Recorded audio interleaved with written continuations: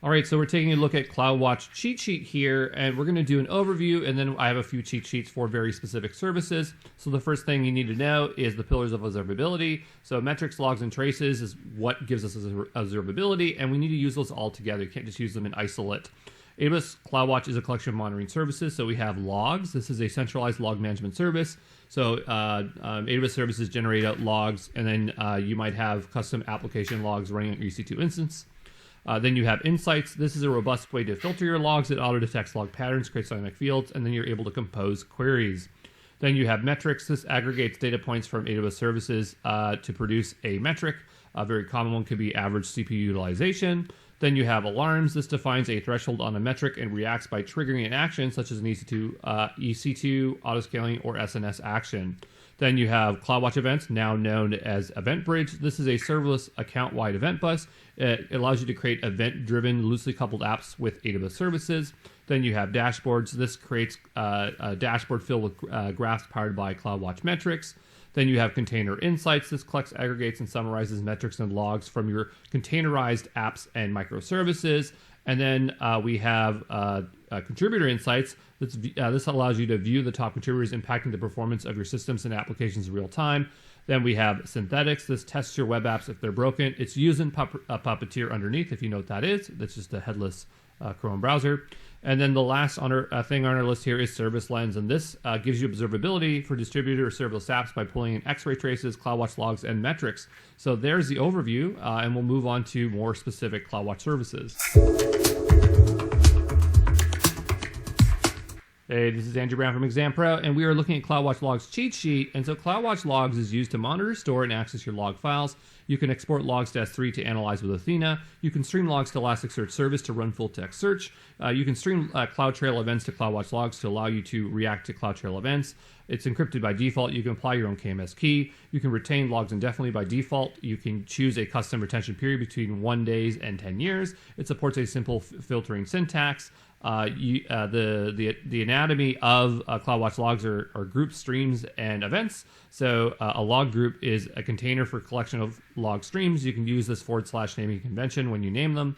Then you have log streams. This represents a log, usually created by AWS services, but you can manually create one if you want. Then you have a log events. This represents a single event, so a single line from a log file. And in order to send custom application logs running on EC2 instances, you'll have to install the SSM CloudWatch agent. And when you do install it, you're going to have to configure the AWS logs conf file on your EC2 instance to say include these logs. And there you go. So that's CloudWatch logs. Hey, this is Andrew Brown from Exam Pro, and we're looking at the CloudWatch Log Insights cheat sheet. So Insights enables you to interactively search and analyze your CloudWatch log data. Insights supports all kinds of logs, and it's generally used from the AWS console to create ad hoc queries. Insights has its own language called query syntax, and a single request can query up to 20 log groups. Queries time out after 50 minutes if they have not completed. Query results are available for 7 days. Insights comes with a bunch of sample queries. Definitely check them out if you want to get started. Insights analyzes the log events in the imported logs to generate out dynamic fields, and the following 5 fields are always generated out for you. So you're always going to get message, timestamp, ingestion time, log stream, log. CloudWatch can auto-discover fields for the following AWS services. So we got VPC flow logs, RefFD3, Lambda, and CloudTrail. And then for JSON logs, all the fields will become discoverable. Really great for CloudTrail events. And then for other logs that are not discovered automatically, you can use the parse command to create ephemeral fields. So there you go. Hey, this is Andrew Brown from Exam Pro, and we are looking at CloudWatch Metrics cheat sheet. And so metrics, it represents a time-ordered set of data points. It's a variable that is monitored over time. And so metrics are data that it's about performance of your systems. So CloudWatch comes with many predefined metrics that are generally namespaced by AWS service, and some very common ones for at least for the EC2 per instance metrics. And you should absolutely know these, and if you don't, look up the AWS documentation. Just make sure you understand what they are. But you have CPU utilization, disk read ops, disk write ops, disk read bytes, disk write bytes, network in, network out, network packets in, and network packets out. So metric data is kept for 15 months, enabling you to view both up-to-the-minute data and historical data. There's metric math. We might have not covered this in this course. I might add it in the future, but it enables you to query multiple CloudWatch metrics and use math expressions to create new time series. I don't think it appears in the exam, but it's great to know this practically. You can publish your own metrics using the AWS CLI or SDK. So if you're using the CLI, it's going to be AWS CloudWatch put metric data. You can define custom metrics in 2 different resolutions. So you have standard resolution, that's 1 minute, and high resolution, that's under a minute down to a second. With high resolution, you can track in intervals of 1, 5, 10, 30, and multiples of 60 seconds. For data availability, this is when you'll actually be able to see the data. It varies based on service. The one I really want you to remember is that EC2 basic monitoring is 5 minutes. So if you launch up an EC2 instance, it's by default 5 minutes. This will throw you off because most services are 1 minute. If you want 1 minute with EC2, you got to turn detailed monitoring. That costs money, but every other service will generally be 1 minute. Sometimes they're 3, sometimes they're 5. I can't even think of that many that are 3 or 5. They're mostly 1 minute. And again, detailed monitoring costs something to turn on. Not all EC2 metrics are tracked by default, and you'll have to install the CloudWatch agent to collect those metrics. So memory utilization, disk swap, space utilization, page file utilization. And so I just really want to point out the 2, memory and disk. So am I running out of memory? Am I running out of disk space? You will need the CloudWatch agent to collect that information. So there you go. Hey, this is Andrew Brown from Exam Pro, and we are onto the CloudWatch Alarms cheat sheet. And so Alarms monitors CloudWatch metrics based on a defined threshold, and when an alarm breaches, that means go outside the defined threshold, it's going to change state. And the types of states it can change to is okay, alarm, and insufficient data. So this is when the alarm has just started, but the metrics are not available, or there's not enough data available. So when it changes state, we can define what action it should trigger. So it could trigger a notification with SNS. It could trigger an auto-scaling group action. It could trigger an EC2 action. And you can define the conditions of either static or anomaly detection. So static is a set static value. So imagine you're doing, you're setting a billing alarm, and you say, if it's over $100, tell me about it. Then you can do anomaly detection. This sets a band around the data points, and it helps prevent false positives. It's more flexible if you have seasonal data. Then we have composite alarms. This allows you to watch multiple alarms and requires both both have to be triggered before the resulting alarm action is triggered. And the alarms being watched must have no action set. And you can only trigger an SNS as the action. So you can't do EC2 or ASG actions. So there you go. This is Andrew Brown from Exam Pro, and we're looking at the Event Bridge cheat sheet, and this one is a 2-pager, so definitely pay attention here because Event Bridge is a very powerful service. So Event Bridge is a serverless account-wide or organization-wide event bus, and it can create event-driven, loosely coupled apps with AWS services.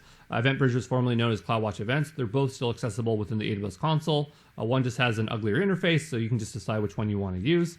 An event bus receives events from a source and routes events to a target based on rules.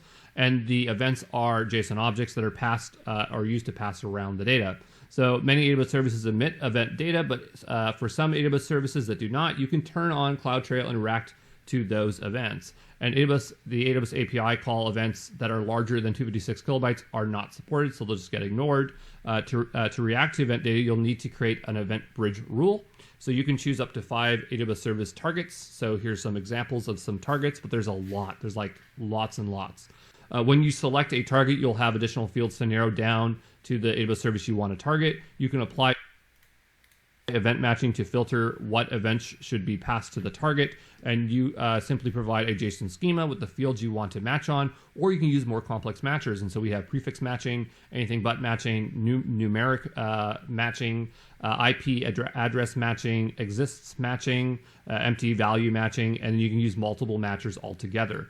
You can set configure input, which is used to transform or filter the event's data structure. So it doesn't actually filter events, it filters or transforms the actual data structure, all right, that's being passed. So you have match event, part of the match event, constant JSON, which is just mocking the data, so you can pass mock data around, or input transform if you actually need to transform the shape of the data into a string or a different type of JSON object. Now we're on to page number 2 here. And so a common use case for Event Bridge is to use it as a serverless cron job. So you can say trigger a database backup every day. I use it for my Minecraft server to back up the actual world. Event Bridge can be scheduled or can schedule events using either cron expression or rate expression. So cron expressions are very fine-tuned control. They use this cron notation, and you can set whatever you want with it. It's really robust. Then you have rate expression. If you're not comfortable with cron jobs and you don't need fine-grained control, you just say choose every X, hour, minutes, or days.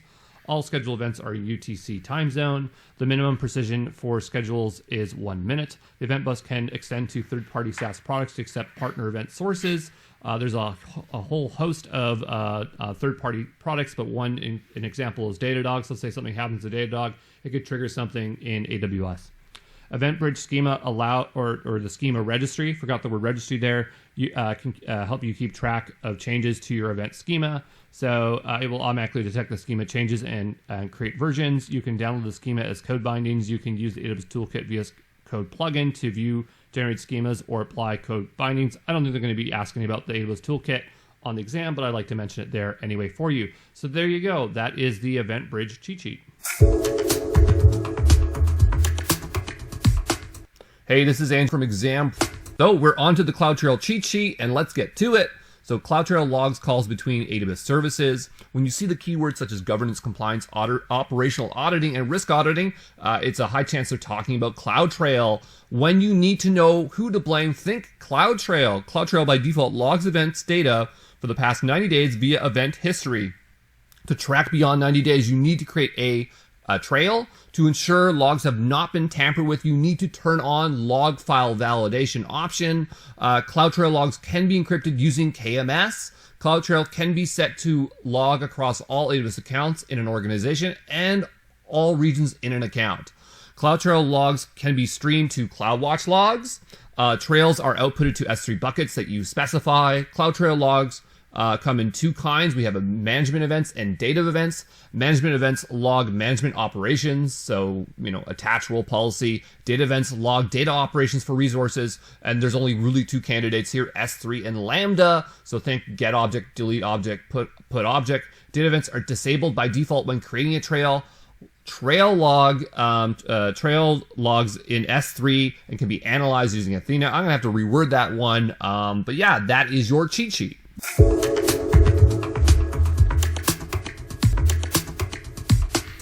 Hey, this is Andrew Brown from Exam Pro, and we are on to the OpsWorks cheat sheet, and this one is a 3-pager, and it's very important to the Sysops admin and DevOps engineer professional, so let's pay close attention here. So OpsWorks is a configuration management service for the following. So we have OpsWorks Stacks. This deploys AWS apps using Chef 11 or 12 and uses a GUI interface that makes it easy to work with the stacks.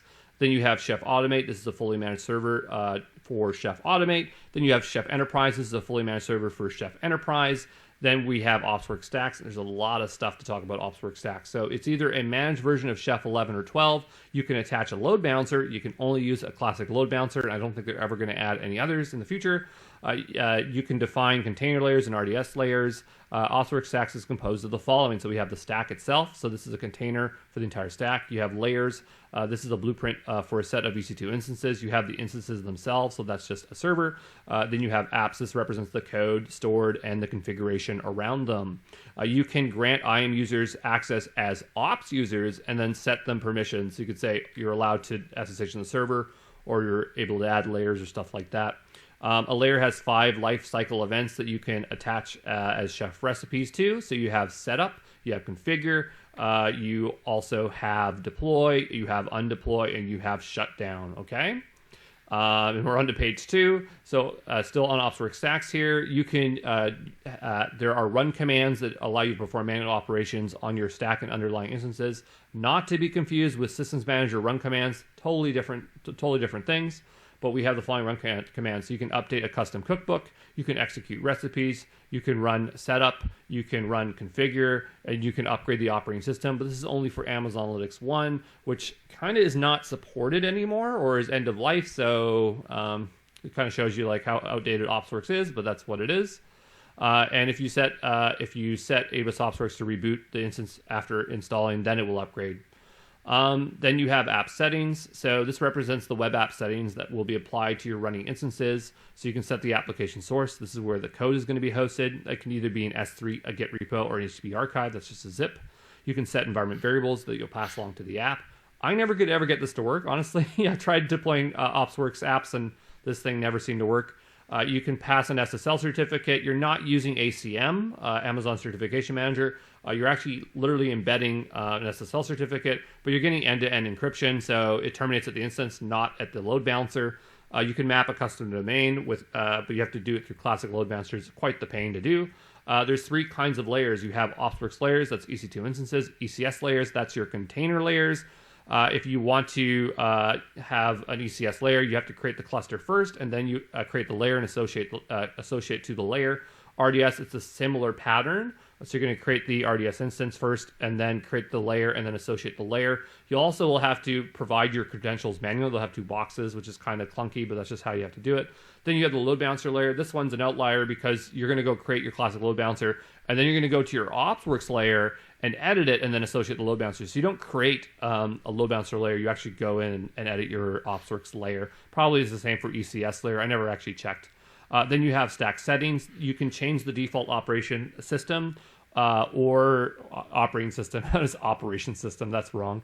And Chef cookbook repos. And here I want to highlight out that if you're using Chef 11, you can use Burkshelf to provide custom Chef cookbooks. And I've seen Burkshelf on the exams, so I just wanted to point that out and actually explain what it is, because if you actually go use OpsWorks, you're always going to be using 12. You're not going to be using 11, and this one might get by you, okay?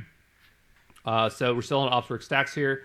You can create two special types of instances. So time-based instances automatically start and stop instances based on a specified schedule. Load-based are automatically starts and stops instances in response to CPU, memory, or application load changes across all the instances in a layer. This is basically auto-scaling group, just super, super simplified. Then you have OpsWorks provides you monitoring dashboard called monitoring layers. And what's nice about monitoring layers is that it's going to average stats across all your instances, but also show you memory usage. If you're launching AWS or EC2 servers not within OpsWorks, you wouldn't have visibility into memory usage unless you installed the CloudWatch agent. So it just shows you that the instances that you're launching on OpsWorks has the agent installed and already displays the metrics to you. So that's kind of nice. OpsWorks Stacks installs on every Linux instance the OpsWorks Stacks agent CLI.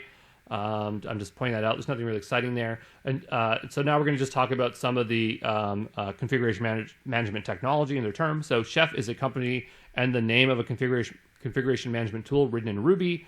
A cookbook defines a scenario and contains everything that is required to support the scenario. A recipe is the most fundamental configuration element within the organization. Knife is a CLI for Chef between a local Chef repository and a Chef infra server. I don't know why it's called infrastructure server, but they abbreviate it to infra. Burkshelf is a dependency manager for Chef Cookbook. I really want you to know what this is. Similar to a gem file, requirements.txt, package.json, but it's called Burkshelf. So if you ever heard of those things, it's kind of like that. Chef recipes are written in the Ruby language as a DSL. Then you have Puppet. So Puppet is a Chef automation framework a server automation framework and application. Puppet has its own programming language for describing how servers should be configured.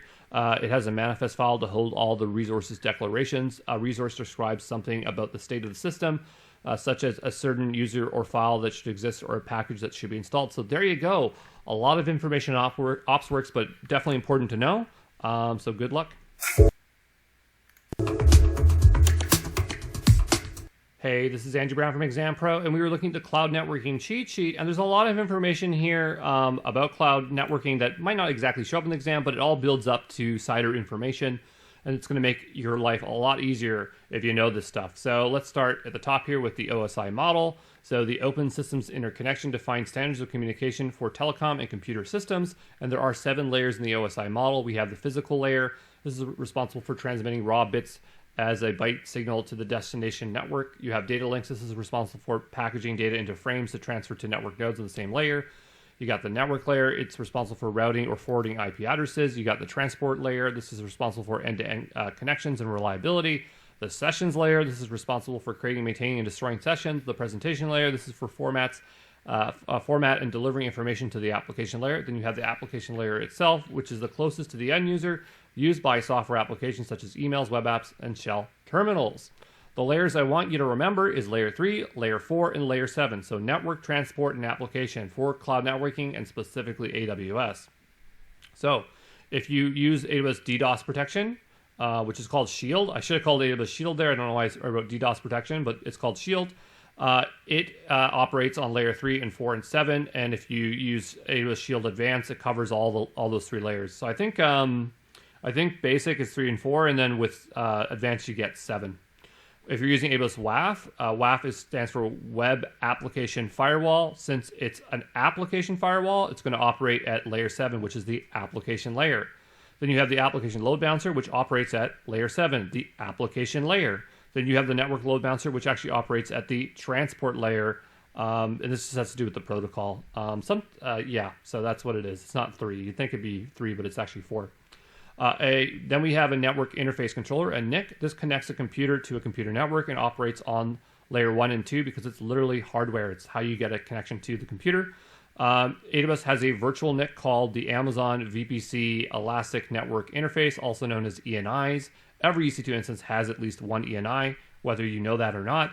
EC2 instances can have multiple ENIs attached to them for some reason. And so we're on to page 2 here. So an IP address serves 2 main functions. It's either the host or network interface identification. So who is this? It's for location addressing. So where do they live on the network? There are 2 versions of IP currently in use, IPv4, where there's only 4 billion addresses, and then IPv6, where there's 340 undecillion addresses. Even though IPv6 is more modern, we still use IPv4 because it's just easier to work with. But at some point, we'll make the switch over to IPv6. IPv4 addresses have 32 bits and uses this dot decimal notation. You've definitely seen an IP address before, 192.168.0.1. Then you have IPv6. I wrote IPv4, but it's IPv6 here. It's 128-bit. It uses hexadecimal notation, so there's an example of an IPv6 address. Let's talk a bit about binary. So binary is a base 2 numeral system. It's either 0 or 1. It's called binary because we only use 2 numbers. A bit is a basic unit of information that represents either a 0 or a 1. A byte is a basic unit of information that represents consecutive bits. The most common type of bit is 8 consecutive bits, known as an octet, and octets is what we use when we're building IP addresses and IP stuff in general. In binary math, every number doubles when it's marked as 1, so the bit is 1. So from right to left, it'll be 1, 2, 4, 8, 16, 32, 64, 128, 56. And I know all those. They're just doubling by 2. So just an example here, if you had all zeros on the 1, it's going to be 1. If you have 2 ones in, it's 3. If they're all 1s, it's 256. If the first one's 1, the rest are 0, it's 128. Those are good ones to help you kind of remember your binary math. Private address space are commonly used are 10.0.0 class A, 17.168.0.0 class B, 192.168.0 class C. You can use whatever you want when you're making your VPCs. But some people might think that if you use a particular number, it indicates the size of the network. Then we have dynamic host configuration protocol, DHCP. So this dynamically assigns an IP address to a device on the network. Within AWS VPC, you're able to change the DCHP settings to another DNS server. You might want to do this for security because maybe you're routing it through there and they have like filtration options or something. We're on to page 3. So a subnet mask is a 32-bit number looking like an IP address, but it's not. So the subnet net will be like 255.0.0.0. A subnet mask divides the IP address into the net ID and the host ID for masking. A subnet mask is also sometimes referred to as a net mask, but it generally means the same thing. AWS reserves 5 IP addresses when you define a CIDR address there. So if we were using that address there, this is what it would take. So we have one for the reserved by AWS for network address, VPC router. Then there's another one, and then another one. We don't know what those are for, but they reserve them. And then they always reserve the last one in the address for the broadcast address. If you allocate /24, which is 256 addresses, you'll actually only really have 251 addresses because you have to minus the 5. Then we have classes inter-domain routing CIDR, and this is the whole thing. This is the whole thing why we're doing cloud networking and all this knowledge. It is a method for allocating IP addresses for IP routing where you choose the size of the networks versus host. With classful, they're very defined. With classless, we can have whatever size of network we want. So we have CIDR block range. This defines the size of a network versus host and the range of an IP address. CIDR notation defines the subnet mask, how many host addresses will be available. So that / whatever that number is going to give us the amount of addresses. So if we have /24, that's 256. The number in the CIDR notation indicates the leading bits flipped to 1. So if you have /24, the first 24 are going to be 1s. I don't know if that's a good example because that's not 24. But anyway, the point is that that's what it does. If you have /32, it's going to be one address. /24, that's 256 address. /23, that's 128 address. /16, that's 65,000. I remember all these. I just recommend that you remember those 4, and you'll be in good shape. And there you go. That's cloud networking. Here's a good list of them for you. So the second type of VCP endpoint is a gateway endpoint. And a gateway endpoint, it has a target for... Here we are at the VPC endpoint cheat sheet, and this is going to be a quick one, so let's get to it. VPC endpoints help keep traffic between AWS services within the AWS network. There are 2 kinds of VPC endpoints, interface endpoints and gateway endpoints. Interface endpoints cost money, whereas gateway endpoints are free. Interface endpoints uses Elastic Network Interface, an ENI, with a private IP address, so this is all powered by Private Link. Gateway endpoints is a target for a specific route in your route table. And interface endpoints support many AWS services, whereas gateway endpoints only support DynamoDB and S3.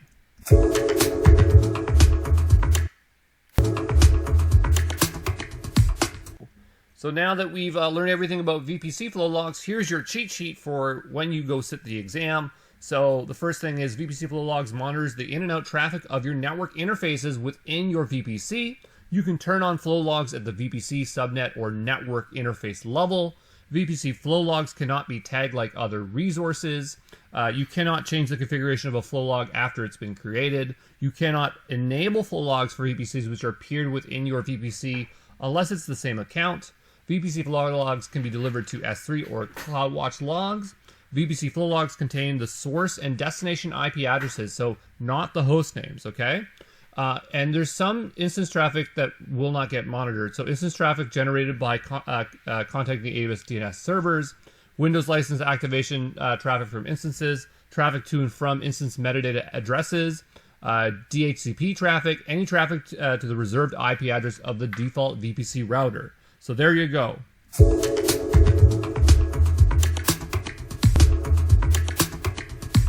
Hey, this is Andrew Brown from Exam Pro, and we're on to the Service Catalog cheat sheet. So Service Catalog enables your organization to create and manage catalogs of products that are approved for use on AWS to achieve consistent governance and meet compliance requirements. And there are 2 types of Service Catalog users. You got catalog administrators, they manage the catalog. Then you have end users, they use the catalog.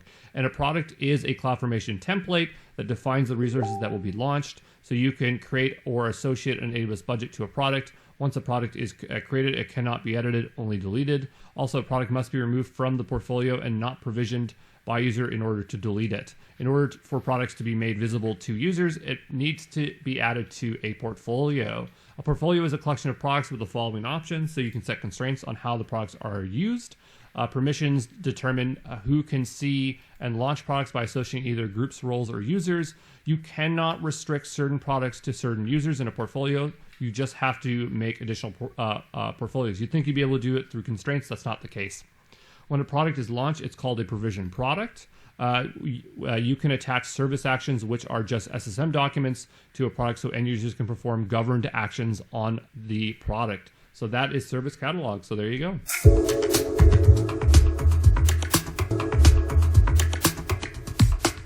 So we're on to the NAT cheat sheet, and we have a lot of information here. It's not that important for the Solution Architect Associate. It would definitely come up for the Sysops. Some of these details might matter. So we'll just go through this here. So when creating a NAT instance, you must disable source and destination checks on the instance. NAT instances must exist in a public subnet. You must have a route out of the private subnet to the NAT instance. The size of a NAT instance is determined how much traffic can be handled. High availability can be achieved using auto-scaling groups, multiple subnets in different AZs, and automate failover between them using a script. So you can see there's a lot of manual labor when you want to have availability and durability and scalability for NAT instances. It's all on to you. And then we'll look at NAT gateways. So NAT gateways are redundant inside an availability zone, so they can survive failure of EC2 of an EC2 instance. You can only have one NAT gateway inside one AZ, so they cannot span multiple AZs. Starts at 5 gigabytes per second and scales all the way up to 45 gigabytes per second. NAT gateways are the preferred setup for enterprise systems. There is no requirement to patch NAT gateways, and there's no need to disable source and destination checks for the NAT gateway, unlike NAT instances. NAT gateways are automatically assigned a public IP address. Route tables for the NAT gateway must be updated. Resources in multiple AZs sharing a gateway will lose internet access if the gateway goes down, unless you create a gateway in each AZ and configure route tables accordingly. So there you go. That is your NAT cheat sheet. So we're on to the NACL's cheat sheets. Let's jump into it. So network access control list is commonly known as NACL. VPCs are automatically given a default NACL, which allow all outbound and inbound traffic. Each subnet within a VPC must be associated with a NACL. Subnets can only be associated with one NACL at a time. Associating a subnet with a new NACL will remove the previous association. If a NACL is not explicitly associated with a subnet, the subnet will automatically be associated with the default NACL. NACL has inbound and outbound rules, just like security groups. Rules can either allow or deny traffic, unlike security groups, which can only allow. NACLs are stateless, so that means it's going to allow inbound traffic and also outbound. When you create a NACL, it will deny all traffic by default. NACLs contain a numbered list of rules that gets evaluated in order from lowest to highest. If you need to block a single IP address, you could via NACLs. You cannot do this via security groups because you cannot have deny actions. Okay, so there you go. Security groups act as a firewall at the instance level. Unless allowed specifically, all inbound traffic is blocked by default. All outbound traffic from the instance is allowed by default.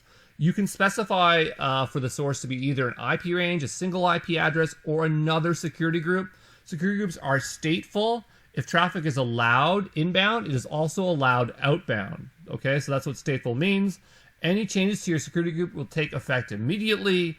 EC2 instances can belong to multiple security groups. Security groups can contain multiple EC2 instances. You cannot block a specific IP address with security groups. For this, we need to use NACLs, right? So again, it's allow by default. Everything's deny, and you're only allowing things, okay?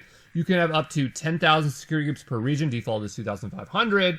You can have 60 inbound and 60 outbound rules per security group, and you can have 16 security groups associated to that ENI. Default is 5, and I can see that I added an extra 0 there, so don't worry. When you print out your security groups cheat sheet, it will be all correct, okay?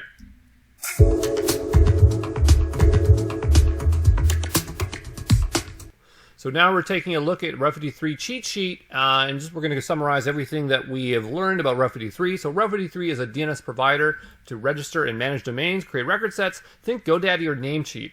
Okay, there's 7 different types of routing policies, starting with simple routing policy, which allows you to input a single or multiple IP addresses. You randomly choose an endpoint at random. Then you have weighted routing, which splits up traffic between different weights assigned, so percentages. Latency-based routing, which is based off of routing traffic to the based on region for the lowest possible latency for users. So it's not necessarily the closest geolocation, but the lowest latency, okay? We have a failover routing, which uses a health check, and you set a primary and a secondary, and it's going to fail over to the secondary if the primary health check fails. You have geolocation, which routes traffic based on the geolocation. So this is based on geolocation would be like North America or Asia. Then you have geo-proximity routing, which can only be done in traffic flow and allows you to set biases so you can set basically like this map of boundaries based on the different ones that you have. You have multi-value answer, which is identical to simple routing. The only difference being that it uses a health check in order to do that. We looked at traffic flow, which is a visual editor for chaining routing policies. You can version those those policy records for easy rollback. We have alias record, which is AWS's smart DNS record, which detects IP changes for AWS resources and adjusts them automatically. Always want to use alias record when you have the opportunity to do so. You have Route 53 Resolver, which is a hybrid solution, so you can connect your on-premise and cloud, so you can network between them. And then you have health checks, which can be created to monitor and automatically fail over to another endpoint. And you can have health checks monitor other health checks to create a chain of reactions for detecting issues for endpoints.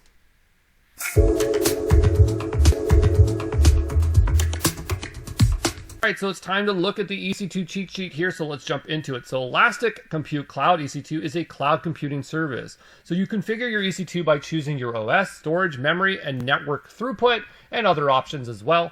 Then you launch an SSH into your server within minutes. EC2 comes in a variety of instance types specialized for different roles. So we have general purpose, that's for balance of compute, memory, and network resources. You have compute optimized, as the name implies. You're going to get more computing power here, so ideal for compute-bound applications that benefit from high-performance processors. Then you have memory optimized, so that's fast performance for workloads that process large data sets in memory. Then you have accelerated optimized, that's hardware accelerators or co-processors. Then you have storage optimized, that's high sequential read and write access to very large data sets on local storage. Then you have the concept of instance sizes. And so instance sizes generally double in price and key attributes. So if you're ever wondering when it's time to upgrade, just think when you need double of what you need, that's time to upgrade. Then you have placement groups, and they let you choose the logical placement of your instances to optimize communication performance, durability, and placement groups are free. It's not so important to remember the types because I don't think it'll come up in the Solution Architect Associate. And then we have user data, so a script that will be automatically run when launching the EC2 instance. For metadata, metadata is about the current instance, so you can access this metadata via a local endpoint when SSHing into an EC2 instance. So you have this curl command here with metadata, and metadata could be the instance type, current IP address, etc., etc. And then the last thing is instance profiles. This is a container for an IAM role that you can use to pass role information to an EC2 instance when the instance starts. All right, so there you go. That's the EC2 cheat sheet. A lot of services under Systems Manager, but we're going to cover them broad here, okay? So Systems Manager is also known as AWS Simple Systems Manager. At some point they dropped the simple, but when we use the initialism, we still include simple in it, so it's SSM. So AWS SSM is an umbrella of AWS services used to automate the management of virtual machines. It can, of course, do other things besides VMs, but more or less it's for VMs. In order for VMs to use SSM, you need two things: the SSM agent installed on your EC2 instances. It's already installed on AWS managed AMIs that are under support, so Amazon Linux 1 and 2, Ubuntu 16 and 18. There's a host of others. And then you need to install the SSM AWS managed policy and attach it to your EC2 IAM role. And so the one that you should use is called Amazon SSM Managed Instance Core. I literally do remember this. There's another one which is older. I don't think it'll show up in the exam, but it's SSM role, and it's not recommended to use anymore. So under Systems Manager, we have a lot of services. We'll start at the top of the list. So we have SSM Explorer. This is a customizable operations dashboard that reports information about your AWS resources. Then you have Ops Center. It's a consolidation of your operational work items called Ops items for your IT team to view, investigate, resolve. An Ops item represents operational work that needs to be performed. So EC2 instance list is full. A lot of services in Systems Manager use Ops items. SSM run command lets you remotely and securely manage the configuration of your managed instances. You can execute a bash or PowerShell command, run chef recipes or Ansible playbooks, and a host of others. This is like when you just want to run a single command on a server remotely. You just use run command. SSM automation is a service that allows you to define documents, which we call runbooks, or operational playbooks. I think that's the other term. They execute a sequence of commands carrying out the runbook actions. Automations is like run commands, but with multiple steps. Okay, a run document that contains a series of instructional steps to perform an operation. Then you have AWS tags, not really part of Systems Manager. It's just a global component of AWS, but we'll have it under here. These are words or phrases that act as metadata for organizing your AWS resources. You have resource groups are a collection of AWS resources that can share one or more tags. AWS or resource groups can display details about a group or resource based on metrics, alarms, and configuration settings. You have SSM app config is used to create, manage, and quickly deploy application configuration. So when you need to roll out changes to your application configuration files, you need to avoid errors such as typos that could break your production environment. That's when you're going to want to use app config. You have change calendars. These allow you to define when SSM automations are allowed or not allowed to be executed by your team. You have maintenance windows, which sounds very similar to change calendars. This lets you define a schedule for when to perform potentially disruptive actions on instances such as patching, updating, and installing or patching software. You have configuration compliance. Scans your, it's just known as SSM compliance. It scans your fleet for managed instances for patch compliance and configuration inconsistencies. You have inventory. This provides visibility into your EC2 and on-premise computing environment. Basically tells you what's running on the EC2 instances, I believe. Not to be confused with AWS config inventory, which is an inventory of all your AWS resources. You have SSM activations. This allows you to register external resources to be managed by AWS Systems Manager. And basically what it is, it just gives you a code and ID, and acts as an EC2 access ID and secret for your managed external instances, so it can be managed by Systems Manager. Then you have Sessions Manager. I love this service, use it all the time. It lets you manage your EC2 instances, on-premise instances, and VMs through an interactive one-click browser-based shell or through AWS CLI. It's basically a replacement of key pairs. You just don't have to bother with key pairs. It's great. You have State Manager. It's a secure, scalable configuration management service that automates the process of keeping your EC2 and hybrid infrastructure in a state that you define. You have Patch Manager. It automates the process of patching managed instances with both security-related and other types of updates. You have Distributor. It lets you package your own software, install AWS-provided agent software packages such as CloudWatch, Amazon CloudWatch Agent to install on Systems Manager and Managed Instance. And then you have SSM documents. And there are a variety of code management documents relating to different SSM services. These documents are either in YAML or JSON files with a parameter series of steps. SSM documents consolidates all your documents into one place. There's more services under Systems Manager, but a lot of them are just not really part of Systems Manager, and they just kind of have it under there, like Personal Health Dashboard and stuff like that. That's why I didn't bother covering them. And we went really broad here because on the exams, they're not going to go super deep in all these services. You got automation, you got run commands. Those are the two most important ones you need to know in Sessions Manager. And Parameter Store. I don't know why Parameter Store is not on here. It's definitely in the course, but I'll just mention it. Parameter Store is for storing parameters for the configuration of your apps. I don't know why that didn't make it on the list here. But there you go. That's the Systems Manager cheat sheet. Required to launch an instance. AMIs are region specific. If you need to use an AMI in another region, you can copy an AMI into the destination region via the copy AMI command. You can create AMIs from an existing EC2 instance that's either running or stopped. Then we have community AMIs, and these are free AMIs maintained by the community. Then there are AWS Marketplace AMIs, and these are free or paid subscription AMIs maintained by vendors. AMIs have AMI IDs, the same AMI. So if you take Amazon Linux 2, will vary in both AMI ID and options, such as the architecture option, in different regions. They are not exactly the same. They're different, okay? And an AMI holds the following information. It's going to have a template for the root volume for the instance. So that's either going to be an EBS snapshot or an instance store template. And that will contain operation system, the application server, and application data, okay? And then you have the launch permissions that controls which AWS accounts can be used with the AMI to launch instances, and a block device mapping that specifies the volumes to attach to the instances when it's launched. So there is your AMI cheat sheet, and good luck. Hey, it's Andrew Brown from Exam Pro. So we made it to the end of the Elastic Load Balancer section and on to the cheat sheet. So there are 3 Elastic Load Balancers: Network, Application, and Classic Load Balancer. An Elastic Load Balancer must have at least 2 availability zones for it to work. Elastic Load Balancers cannot go cross-region. You must create one per region. ALBs have listeners, rules, and target groups to route traffic. NLBs have listeners and target groups to route traffic. And CLBs use listeners, and EC2 instances are directly registered as targets to the CLB. For application load balancer, it uses HTTPS or without the S traffic, and then as the name implies, it's good for web applications. Network load balancer is for TCP UDP and is good for high network throughput, so think maybe like multiplayer video games. Classic load balancer is legacy, and it's recommended to use ALB or NLB when you can. Then you have the X-forwarded 4, and the idea here is to get the original IP of the incoming traffic passing through the ELB. You can attach web application firewall to ALB because, web application firewall has an application in the name, and NLB and CLB do not. You can attach an Amazon Certification Manager SSL certificate, so that's an ACM, to any of the ELBs to get SSL. For ALB, you have advanced request routing rules where you can route based on subdomain, header, path, and other HTTP information.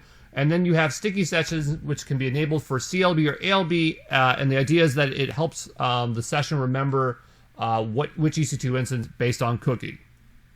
And we can review the auto-scaling group cheat sheet. So an ASG is a collection of EC2 instances grouped for scaling and management. Scaling out is when you add servers. Scaling is when you remove servers. Scaling up is when you increase the size of an instance. So like you'd update the launch configuration with a larger size. The size of an ASG is based on the min, max, and desired capacity. Target scaling policy scales based on when a target value of a metric is breached. So example, average CPU utilization exceeds 75%. Simple scaling policy triggers a scaling when an alarm is breached. Scaling policy with steps is the new version of simple scaling policy and allows you to create steps based on escalation alarm values. Desired capacity is how many EC2 instances you want to ideally run. An ASG will always launch instances to meet the minimum capacity. Health checks determine the current state of an instance in an ASG. Health checks can be run against either an ELB or an EC2 instance. When an auto-scaling group launches a new instance, it will use a launch configuration which holds the configuration values of that new instance. For example, maybe the AMI, instance type, or role. Launch configurations cannot be edited and must be cloned or a new one created. Launch configurations must be manually updated by editing the auto-scaling group settings. So there you go. And that's everything with auto-scaling.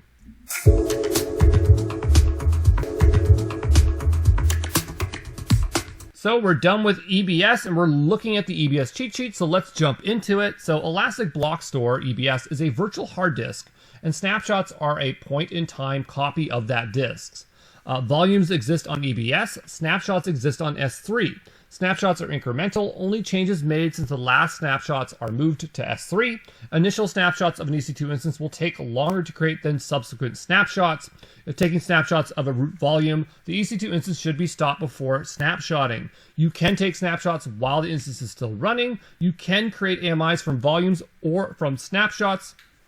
EBS volumes, just defining that what they are here, a durable block level storage device that you can attach to a single EC2 instance. EBS volumes can be modified on the fly, so you can increase their storage type or their volume size. Volumes always exist in the same AZ as the EC2 instance. And then looking at instance store volumes, a temporary storage type located on disks that are physically attached to a host machine. Instance storage volumes are ephemeral, meaning they cannot be stopped. If the host fails, then you lose your data. Okay, EBS-backed instances can be stopped and you will not lose any data. By default, root volumes are deleted on termination. EBS volumes can have termination protection, so don't delete the volume on termination. And snapshots or restored encrypted volumes will also be encrypted. You cannot share a snapshot if it has been encrypted, and unencrypted snapshots can be shared with other AWS accounts or made public. So there you go, that's your EBS cheat sheet. So we're at the end of Storage Gateway, and here I have a Storage Gateway cheat sheet which summarizes everything that we've learned. So let's start at the top here. Storage Gateway connects on-premise storage to cloud storage, so it's a hybrid storage solution. There are three types of gateways: File Gateway, Volume Gateway, and Tape Gateway. File Gateway lets S3 act as a local file system using NFS or SMB, and the easy way to think about this is think of like a local hard drive being extended into S3, okay? Volume Gateway is used for backups and it has two types, stored and cached. Stored volume gateway continuously backs up local storage to S3 as EBS snapshots. And it's important for you to remember that the primary data is on premise. That's what's going to help you remember the difference between stored and cached. Stored volumes are between 1 gigabyte to 16 terabytes in size.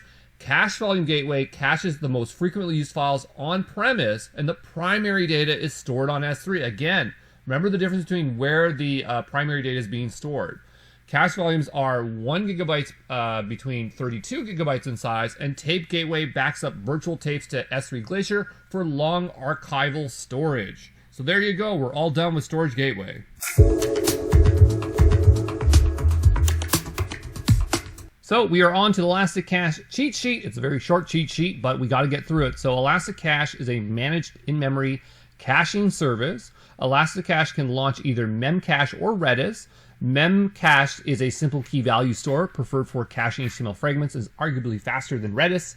Redis has richer data types and operations, great for leaderboards, geospatial data, or keeping track of unread notifications. A cache is a temporary storage area. Most frequently, identical queries are stored in the cache, and resources only within the same VPC may connect to Elasticache to ensure low latency. So there you go, that's Elasticache. So we're on to the IAM cheat sheet, so let's jump into it. So identity access management is used to manage access to users and resources. IAM is a universal system, so it's applied to all regions at the same time. IAM is also a free service. A root account is the account initially created when AWS is set up, and so it has full administrator access. New IAM accounts have no permissions by default until granted. New users get assigned an access key ID and secret when first created when you give them pragmatic access. Access keys are only used for the CLI and SDK. They cannot access the console. Access keys are only shown once when created. If lost, they must be deleted and recreated again. Always set up MFA for your root accounts. Users must enable MFA on their own. Administrators cannot turn it on for each user. IAM allows you to set password policies, to set minimum password requirements, or rotate passwords. Then you have IAM identities, such as users, groups, and roles, and we'll talk about them now. So we have users. Those are the end users who log into the console or interact with AWS resources pragmatically. Then you have groups, so that is a logical group of users that share all the same permission levels of that group, so think administrators, developers, auditors. Then you have roles, which associates permissions to a role, and then that role is then assigned to users or groups. Then you have policies, so that is a JSON document which grants permissions for specific users, groups, roles to access services. Policies are generally always attached to IAM identities. You have some variety of policies. You have managed policies, which are created by AWS. They cannot be edited. Then you have customer managed policies. Those are policies created by you that are editable. And then you have inline policies, which are directly attached to the user. So there you go. That is IAM. So we are on to the S3 cheat sheet, and this is a very long cheat sheet because S3 is so important to the AWS Associate certification, so we need to know the service inside and out. So S3 stands for Simple Storage Service. It's an object-based storage. It allows you to store unlimited amounts of data without worrying of the underlying storage infrastructure. S3 replicates data across at least 3 availability zones to ensure 99.99% availability and 11 nines of durability. Objects contain your data, so you can think of objects like files. Objects can be sized anywhere from 0 bytes to 5 terabytes. I've highlighted 0 bytes in red because most people don't realize they can be 0 bytes in size. Buckets contain objects, and buckets can also contain folders, which can in turn contain objects. And you can also just think of buckets themselves as folders. Buckets names are unique across all AWS accounts, so you can treat them like domain names. So your bucket name has to be unique within the entire world. When you upload a file to S3 successfully, then you'll receive an HTTP 200 code. Lifecycle management feature. So this allows you to move objects between different storage classes, and objects can be deleted automatically based on a schedule. So you'll create lifecycle rules or policies to make that happen. Then you have versioning. So this allows you to have version IDs on your objects. So when you upload a new object, the over top of an existing object, the old objects will still remain. You can access any previous object based on their version ID. When you delete an object, the previous object will be restored. Once you turn on versioning, it cannot be turned off. It can only be suspended. Then we have MFA delete. So this allows you to enforce all delete operations to require an MFA token in order to delete an object. So you must have versioning turned on to use this. You can only turn on MFA delete from the AWS CLI, and it's really just the root account or the root user who's allowed to delete these objects. All new buckets are private by default. Logging can be turned on a bucket so you can track all the operations performed on objects. Then you have access control, which is configured using either bucket policies or access control lists. So we have bucket policies, which are JSON documents which let you write complex control access. Then you have ACLs, and they are the legacy method that came before bucket policies. And they're not depreciated, so there's no faux pas in using them, but they're just not used as often anymore. And it allows you to grant access to objects and buckets with simple actions. And so now we're on to the security portion. So security in transit is something you have with S3 because all the files uploaded are done over SSL. And so you have SSE, which stands for server-side encryption, and S3 has 3 options for SSE. We have SSE AES, and so S3 handles the key itself, and it uses AES 256 algorithm as the encryption method. Then you have SSE KMS, and as the name implies, it is using key management service, which is an envelope encryption service, and so AWS manages the key, and so do you. Then you have SSE C, and the C stands for customer. So it's a customer provided key. You actually upload the key and you have full control of your key, but you also have to manage that key. All right. S3 doesn't come with client-side encryption. It's up to you to encrypt your files locally and then upload them to S3. You could store your client-side key in KMS, so that is an option for you, but it's not that important to actually have here on the cheat sheet. You have also cross-region replication. This allows you to replicate files across regions for greater durability. You must have versioning turned on in the source and destination bucket in order to use cross-region replication. And you can replicate a source bucket to a bucket in another AWS account. Then you have transfer acceleration. This provides fast and secure uploads from anywhere in the world. Data is uploaded via a distinct URL to an edge location, and data is then transported to your S3 bucket via the AWS backbone network, which is super fast.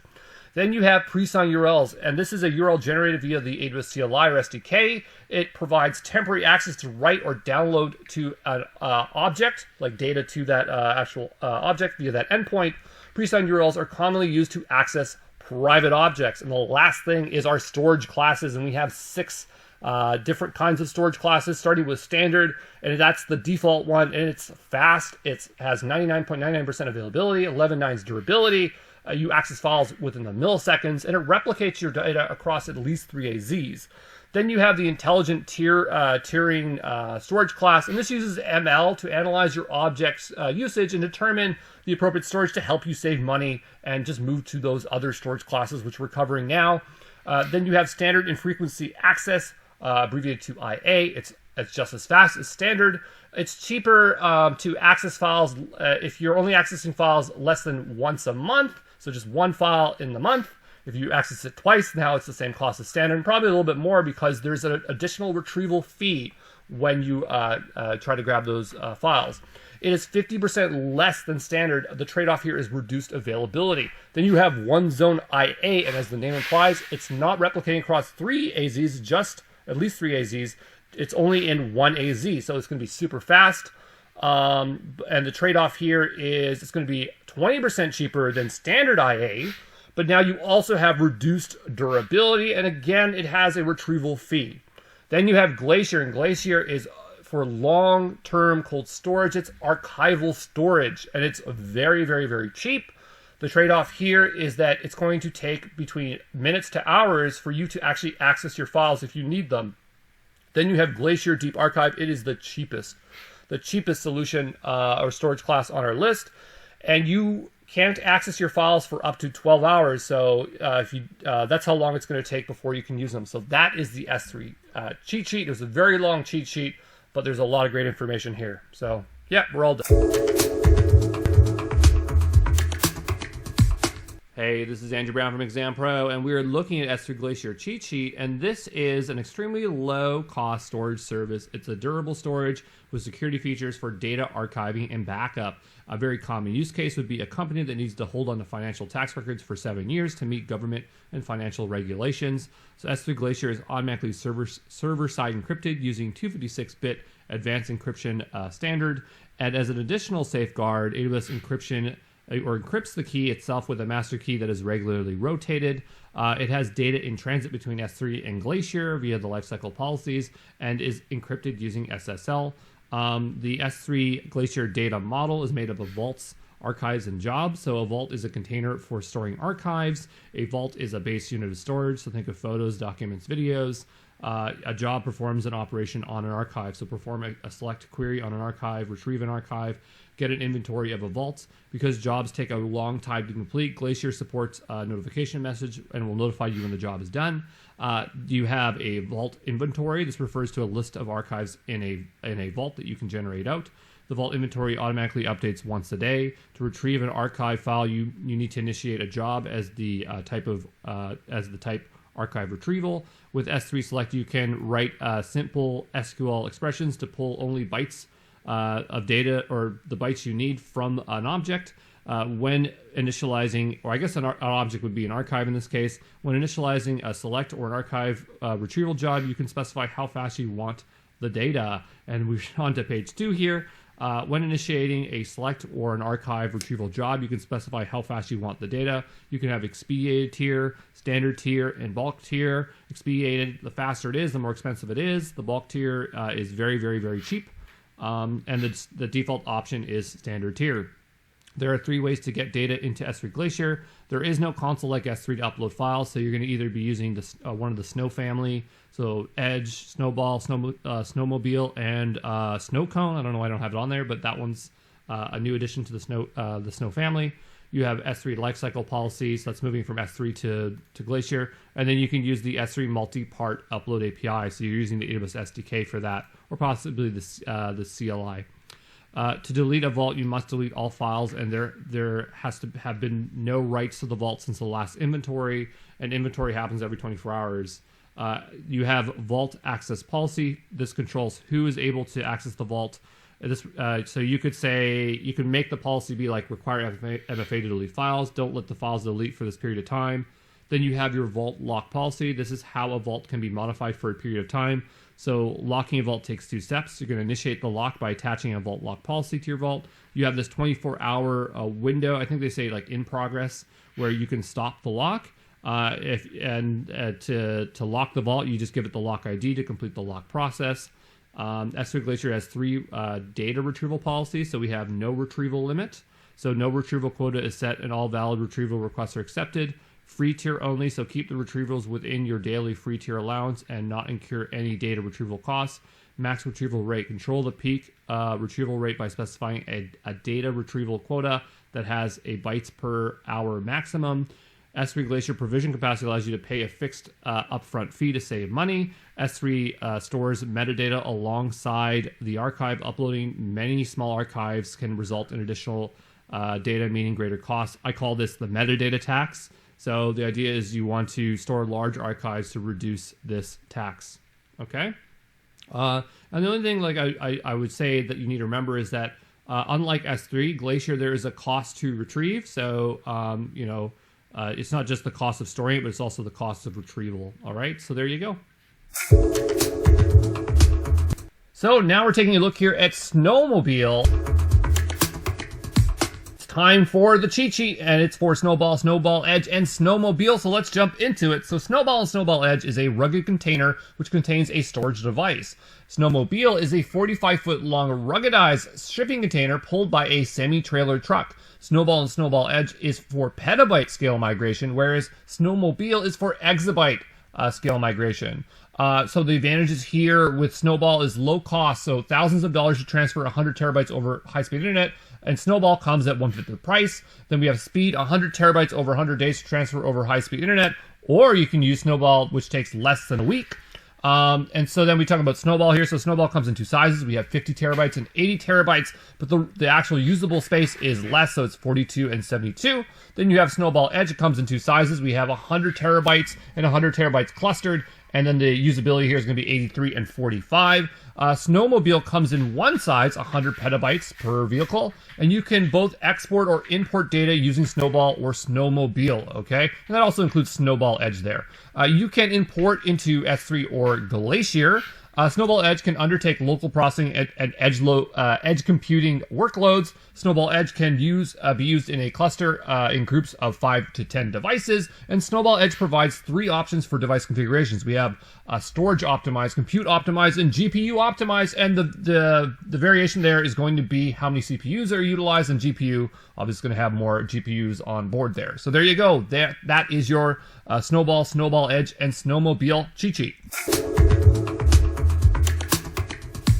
On to the RDS cheat sheet, and this one is a 2-pager. So RDS is a relational database service, and it's AWS's solution for relational databases.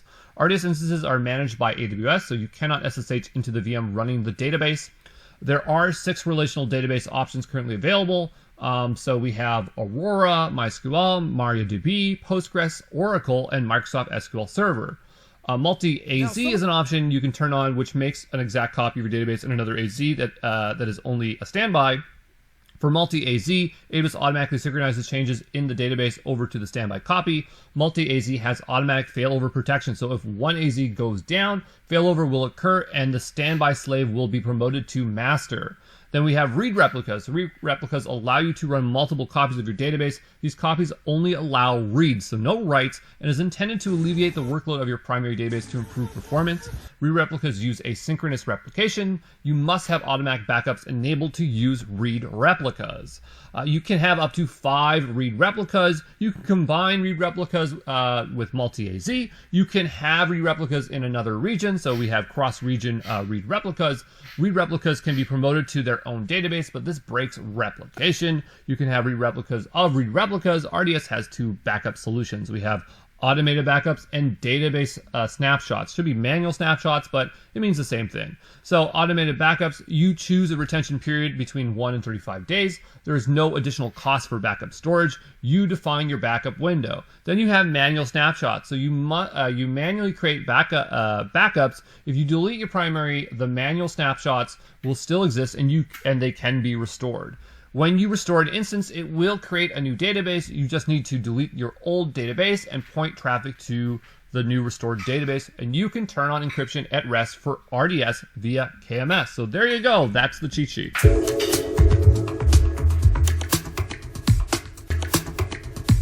So we're on to the DynamoDB cheat sheet.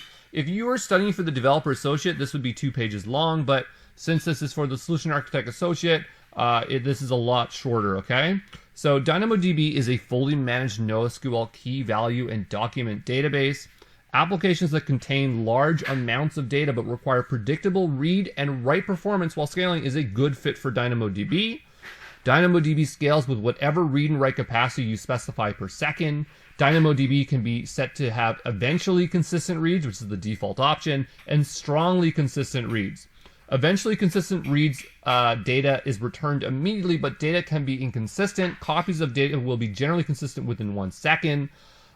Strongly consistent reads will wait until data is consistent. Data will never be inconsistent, but latency will be higher, only up to a second though. Copies of data will be consistent within a guarantee of 1 second, or exactly 1 second. DynamoDB stores 3 copies of data on SSD drives across 3 regions. And there you go. That's all you need to know. So we are on to the CloudFormation cheat sheet. This is a long one. It's like 3 pages long. Super important for the Sysops and Developer Associate, so we need to know this inside and out. So let's get into it. When being asked to automate the provisioning of resources, think CloudFormation. When infrastructure as code is mentioned, think CloudFormation. CloudFormation can be written in either JSON or YAML. When CloudFormation encounters an error, it will roll back with rollback in progress.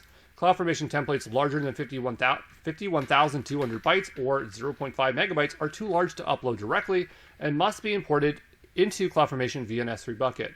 Nested stacks help you break up CloudFormation templates into smaller reusable templates that could be composed into larger templates. At least one resource under resources must be defined for a CloudFormation template to be valid. I'm going to repeat that because it's so darn important in a second here. And let's talk about the template sections. And you definitely need to know these for the exam because they'll give you questions that you have to pick out which section does what.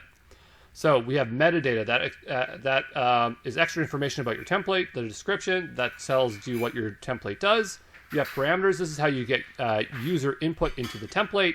Transform applies macros. This is like applying a mod, which can change the anatomy to be custom. And a good example of that is SAM, the serverless application model. I think that's what it stands for.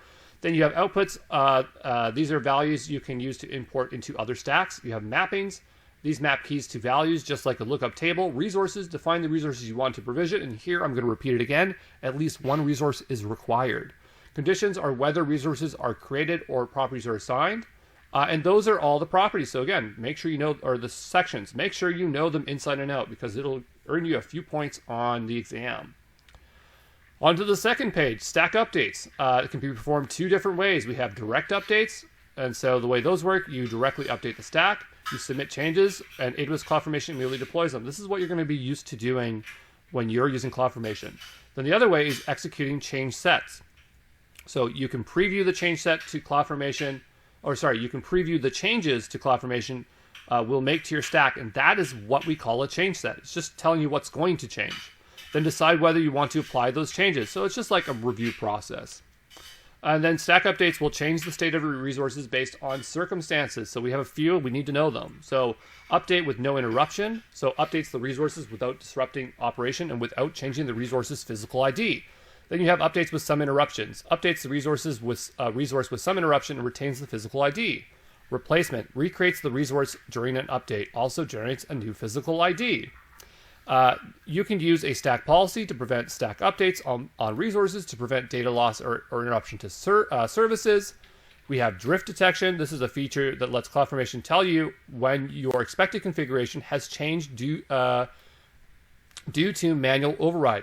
An example of this, let's say you have a CloudFormation template or a stack that creates a security group and a bunch of other resources.